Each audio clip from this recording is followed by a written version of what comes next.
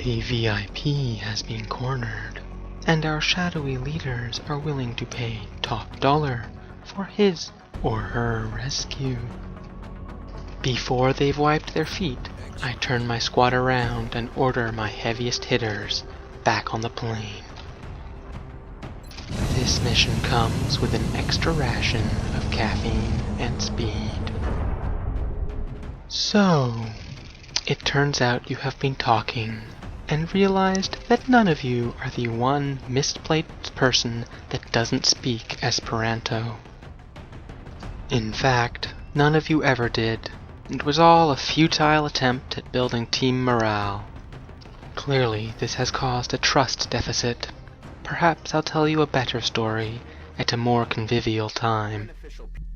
The VIP was on a bridge struck by terrorists. Or maybe aliens. Either way, Murphy quickly takes point, and the rest move to supporting positions with their long-range firepower. Some random survivor pokes his head up, begging the question, why haven't the aliens slaughtered him already?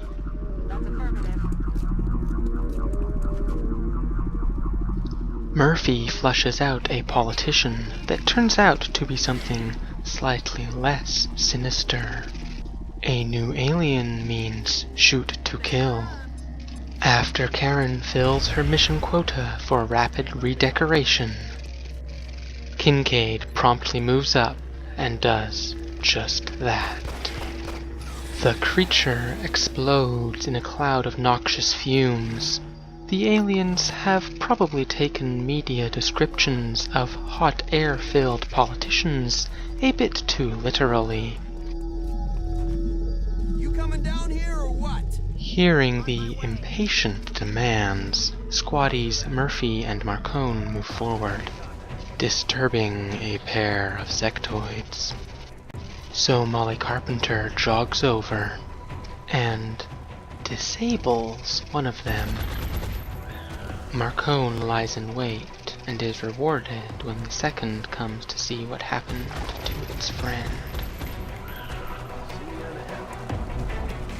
The squad reloads while I argue with HQ about the wisdom in rescuing someone who could clearly be an alien.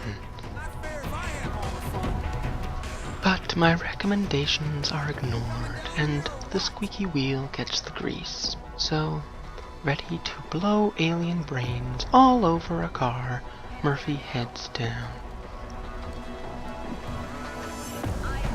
Thank God you're here. And the trap is considerably less imaginative. Two sectoids appear from the other side of the demolition, pinning Murphy and the chump. I tell the concussed victim to shut up and stay down. I mean, he hasn't seen ballistics before? But the sectoids play it coy for a while. The squad is happy to wait until Central delivers typically bad news. Johnny Marcone doesn't mess around and sends our current guests to the moon. And Murphy hustles our deadweight back to the squad, who are busy preparing for our new visitors. Enemy forces headed your way, Strike One. The first one to drop in takes a look around and is quickly shellacked by Murphy. Her shot signals that the foot race to the chopper has begun, and everyone takes part. Two more visitors come from nowhere. Do the aliens have stealth UFOs or ballistic deployment? Either possibility is disturbing. Door-to-door soliciting will never be the same. More disturbing is how our rescuee jostles Kincaid's arm as he takes a shot. And while Marcone injures one, Molly earns a stern talking to on the importance of Alpha Strike. You don't get paid more for saving rockets. Fortunately, Murphy does her usual reliable thing and snipes one with a shotgun. and Marcone is enough of a cat to dodge the second's fire. Kincaid puts the last solicitor out of its misery,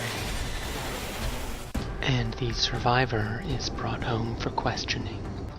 While the new member is rushed off for an intensive interview process, Central has some more goodies for us.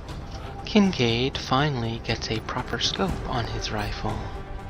Marcone gets some fancy closed-circuit widgets, and Murphy takes training on how to kill robots. Liquid nitrogen and vats of molten steel not included. Why robots? She just has this hunch. There is also a lucky charm for Jarrett Kincaid and his 2 pistol headshots. With a love of eating dirt and throwing grenades, our new recruit will fit right in. Geared up, she even takes a Dresden nickname, Susan Rodriguez.